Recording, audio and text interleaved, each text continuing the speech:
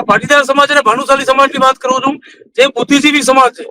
આજે આ સમાજોને જો કચ્છ છોડી અને બહાર જવું પડે તો હું એ વાતને માનું છું કે ખરેખર શરમ આવવી જોઈએ ભાજપના 30 વર્ષના શાસનને. અને આ જ સમાજો સૌથી વધારે ભાજપ કરે છે. વાત તમારી સાચી છે.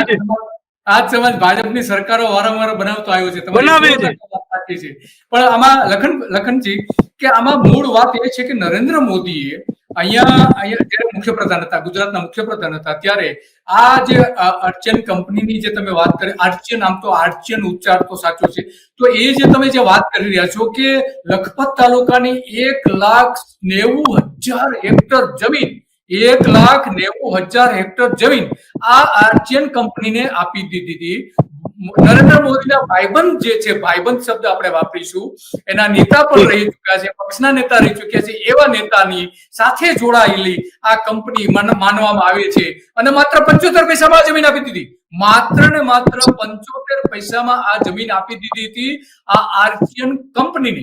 અને ત્યાં આર્ચિયન કંપની કે ભારતનો સૌથી મોટો નિકાસકાર બનાવી દીધો આ નરેન્દ્ર મોદી સાહેબે. તો આ ખરેખર ત્યાં આટલા મોટા પ્રમાણમાં જો કંપનીને જમીન આપી હોય તો એટલા મોટા પ્રમાણમાં સ્વાભાવિક છે રોજગારી મળવી જોઈએ.